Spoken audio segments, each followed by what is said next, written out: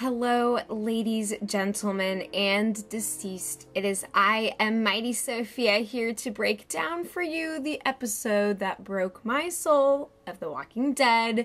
We are on Spend, so spoiler alert before we dive into the maddest of mad thick of things, as I will be bearing all in this review. And before we get into the nit and the grit and the murder mayhem, I just wanted to let you guys know two things. Number one, I was recently featured in a podcast on the brand new YouTube channel, Richmond Filmcast. I was interviewed by Wes Richmond about the beginning of my YouTube channel and all kinds of shenanigans. So there's a link to that in the description, as well as my latest episode on the Waffle Press, another channel that I have become involved with on a regular basis. So if you want to hear more things that I talk about as we attempt to recover from the things that transpired tonight, then go do that and I'll be there.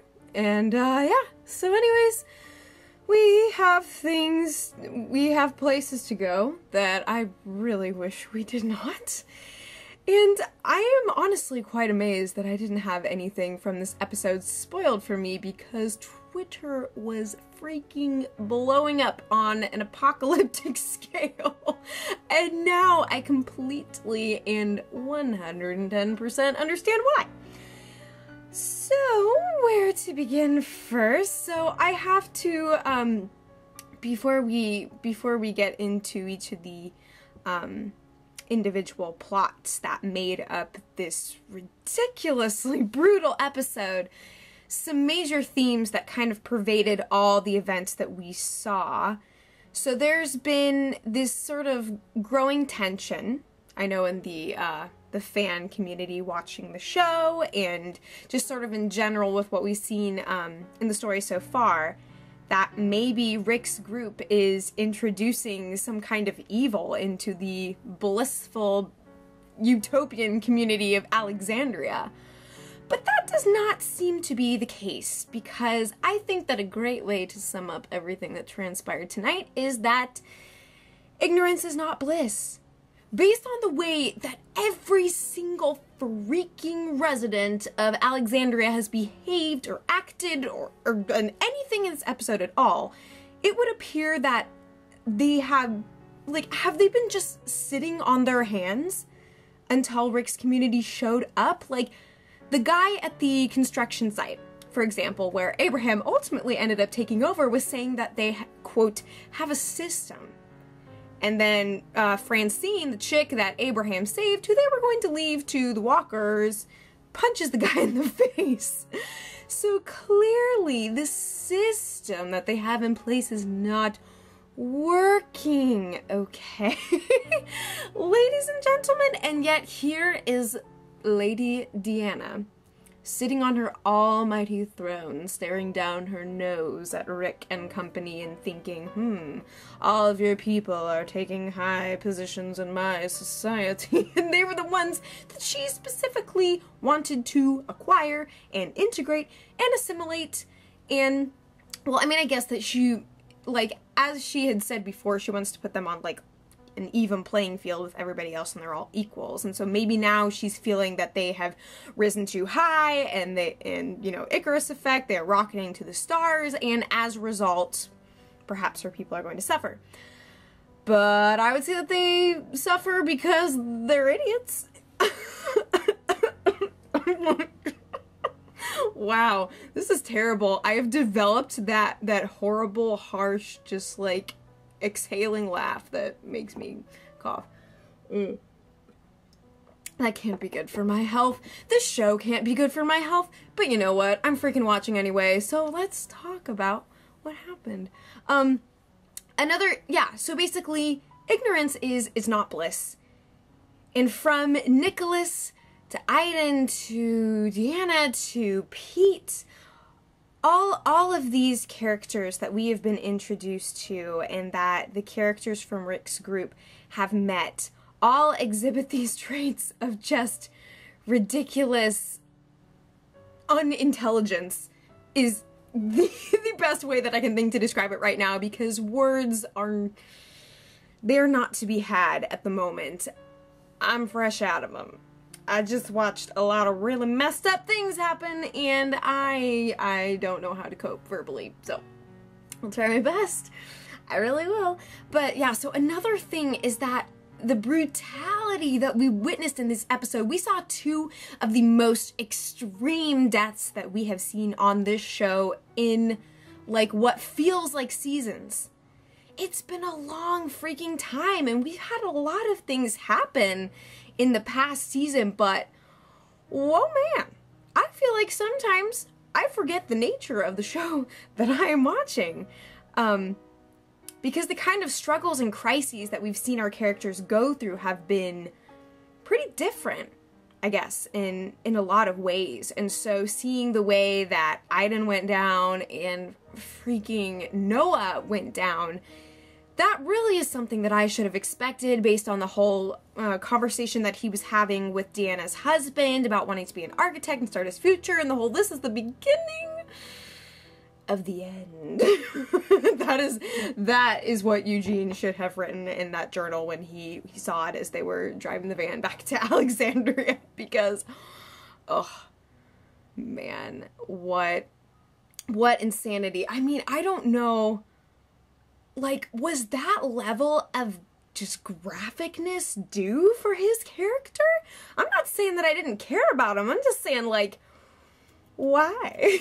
Why would this happen to my eyes?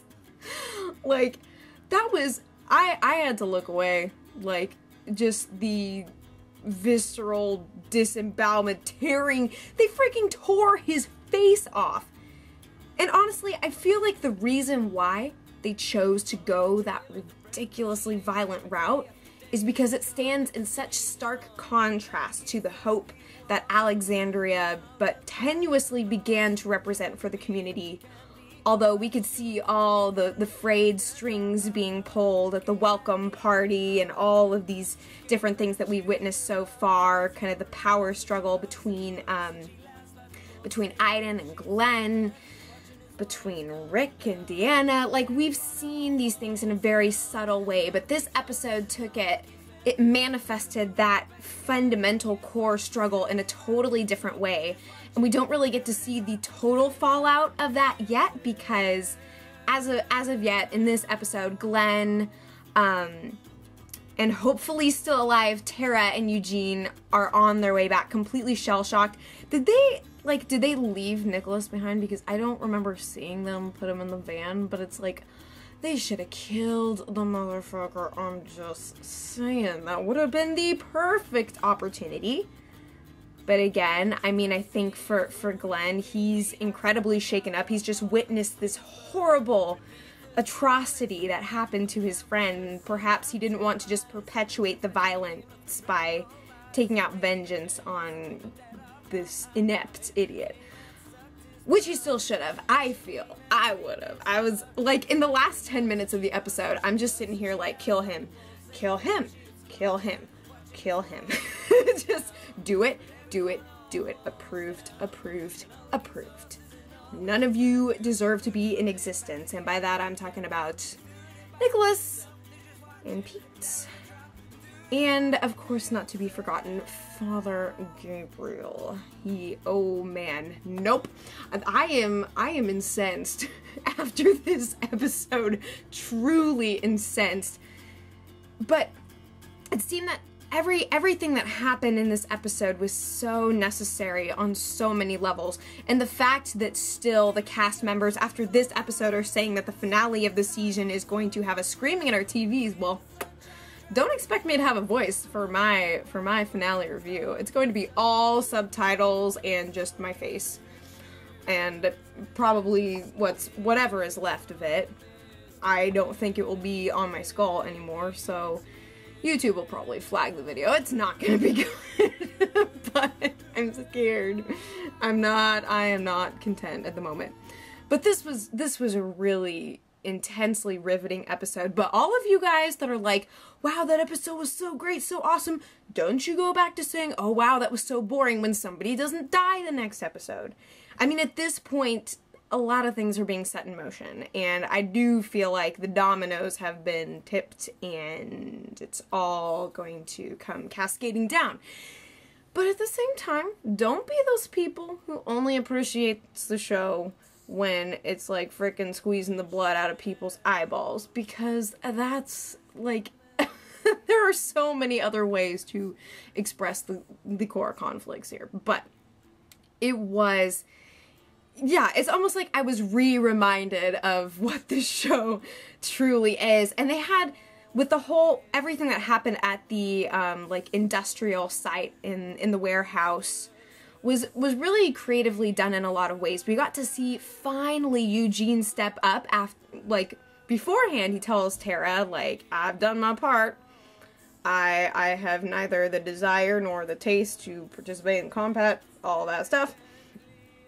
And then we see him at the end slinging his friend over his shoulder and just going for it and finally shooting down some walkers. Lucky shots, perhaps, but at last he is partaking in this world of which he has refused to be a part, but he must, unless he wants to end up like a freaking bona fide Alexandrian. I would not proudly sport that A on myself, okay? A is not for effort. They make no effort. A is for awful. A is for agonizingly not okay. A is for, insert anything here that you desire. A is for anything that's not okay. How about that? Like I said, words are just not my forte at the moment, so I apologize if this review is slightly incoherent, but, you know, I'm gonna call it a product of drama that I just witnessed and move right along. This is my therapy hour. I'm going to say what I need to say, and you can all say what you need to say in the comments as well. You're quite invited to that. Anyway, so the whole turnstile situation, like, that pretty much embodies the stress that I experience in my day-to-day life dealing with turnstiles. A few months ago, I went into an interview, and of course I've got the turnstiles to go through, and it's like, even when it's just me, I feel like it is me versus the turnstile. Like, that is always a battle of coordination and anxiety. And so having them locked in this, like, quadruple contained, like, oh man, that was really, really well done and horrible, and of course gave birth to one of the most violent deaths that I think we've ever witnessed on this show. Not even kidding. I mean, I would certainly say that if you can think of something considerably worse, let me know in the comments, but I don't know if I want to imagine all of that again. I mean, it certainly sucked when Herschel got his head lobbed off. It's never okay to watch a character that you've come to know and love lose his head, but I think to watch a character that you like to have their head ripped apart, I mean torn, like, backwards, peeled, but nah, that's almost a different level. It's like, at least with the head chopping, it's clean. But alas, I am not going to, I can't rank this. Everything is pretty much terrible in its own way, but this was just a whole different caliber of not good.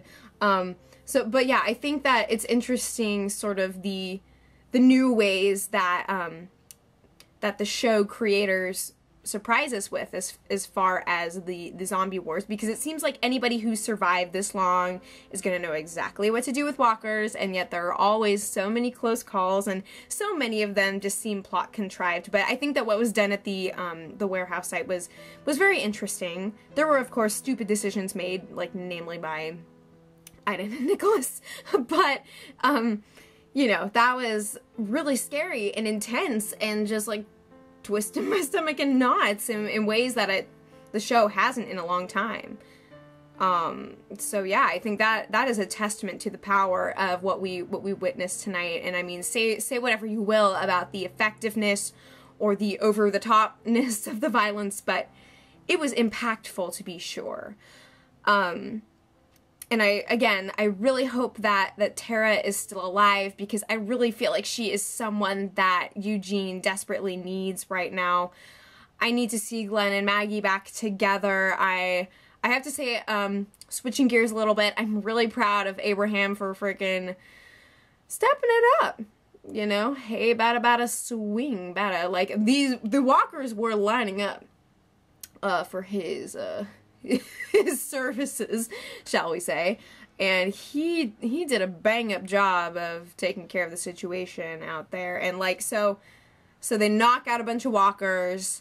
He saves the chick that was going to be left to the wolves by the rest of the construction workers. And Abraham, after that entire ordeal, says, we got about 3 hours left. Let's keep on trucking, or whatever. Like, get the cobwebs out of your asses. He has some truly interesting phrases, you know, for a show that can't, like, swear too much. They come up with some creative ways to make their characters have very crass language. And yeah, so it was interesting what we got to see with Abraham. And of course he was sort of a point of tension for Deanna, because she feels like, whoa, you guys are doing a little bit too well. Excuse me. Like, you're supposed to be our equals, to build the community, not to take it over. And I feel like she's getting the sense of that. And that, for her, is only further corroborated by the crack testimony of Father Gabriel. Like, who... Okay. Father Gabriel. Question. Didn't he, so I forget what the neck piece, the sort of religious necktie mabob that he was wearing before. When they were on the road, wasn't that when they shot and they were eating the dogs, and with the fire that they used to cook the meat, he stripped that piece off and he threw it, he cast it into the fire. Like, in that episode, it seemed like he was finally putting things together and realizing that the nature of his relationship to God, to faith, to everything he thought he knew was changing, and that he had to accept this world. And sure, maybe that was an act of defeat, but it almost felt like it could have potentially been him turning over a new leaf and deciding to become a part of this, to evolve, to adapt. He's no longer stuck in his four walls, letting people outside die. You know, and yet, here he is. This is like one of the first times that we've actually seen him since the group arrived, which is kind of an issue of having such a large ensemble cast, but they are whittling it the crap away, just like I had anticipated, and I'm sure many of you guys did as well. But it seems so unwarranted that he shows up at Deanna's place to call them the devil. Excuse me, son, but I think I know the devil when I see him. Mr. Angel of Light. Ahem. So Maggie, of course, is within earshot of this, and she decides not to make her presence known, which could be a wise move. Perhaps Rick will move on to Gabriel after doling out justice to Peter. But I don't know. I know not the future, but I know a freaking hypocrite when I see one. So there he is, like, in his house or wherever, and he's ripping this Bible apart, and then goes and tries to rip Rick's group apart, their reputation, everything they stand for. It's like, who are you, even, to say this? Like, do you not see what's going on around you? Like, the fact that, yeah, Rick's group is taking over, and you are positioning yourself squarely against the most powerful people within this community, putting them to shame when in fact you have committed atrocities. You have committed unspeakable acts, which of course you would never own up to because they are, by definition, unspeakable. What makes you any different than them? If he knew anything about the scriptures that he used to preach to his flock, like, if he knew anything about anything that he has known, it is mind-blowing. Mind-blowing. And he, in fact, is the one who deserves to have his skull ripped apart and pulled back like Walker beef jerky, because no. You're messing with the bull. And let's just say that there are quite a few people who constitute the horns, so look out yourself, Mr. Devil, because you're gonna get yours. I'm just saying. New World Order comes, and you are not gonna be in a happy place. So, It's almost, and you know, he's talking about Alexandria like it's heaven, it's paradise.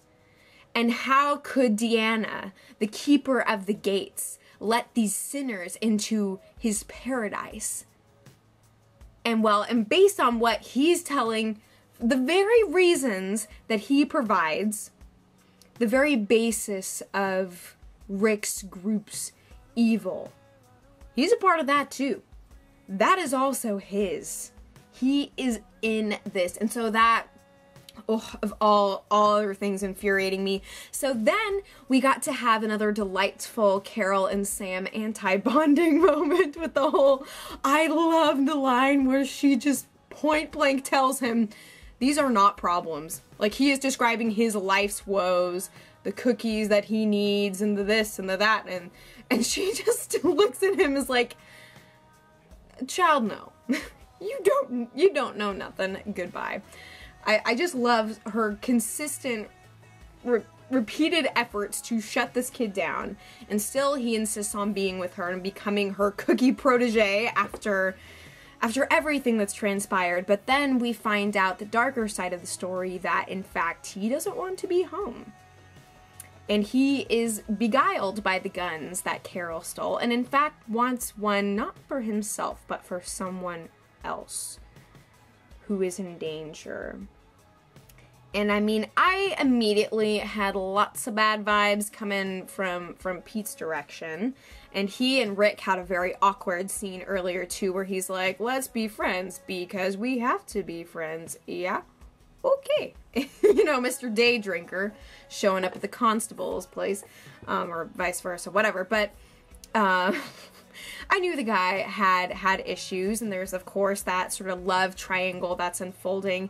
To be fair, Rick was acting a little bit creepy alpha male after his encounter with Jesse at the party, and I was really not so down with that. Like, don't you be coveting another man's woman, but at the same time, this guy really seems like bad news, and Carol would be the one to know, being that she is a domestic abuse survivor herself.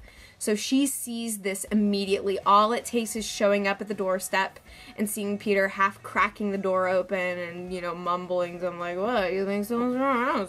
What's up? Maybe you got the problem. You know, that whole incoherent spiel that he gives when she arrives. And so she goes straight to Rick and says, this guy's no good. You're gonna need to do what you need to do. And again, all of this is very much in line with the way that Carol's character has developed, and I think that Rick will definitely be inclined to go forward with what Carol says, especially being that there are some emotional stakes as well. He has these feelings for Jesse, and he sees that, you know, there is trouble in the paradise within the troubled paradise. And I mean, there's a lot of black and whites here as exact words. There's a lot of moral ambiguities as the Alexandria that we have come to know comes to an end. And we see, oh man, there's just so much in this episode, and I know that there's probably big things I've missed, so please, by all means, take it to the comments. I would be happy to try and chat with you there as soon as I can. Thank you guys so much for watching, and like I said, bring everything else down below, and it's therapy time. This is what it's for. We are in this together, okay? So, thank you so much for watching. Again, be well, be at peace, find ways to enjoy life for now. Until next Sunday freaking bloody Sunday. And as always, I will be back before you know it.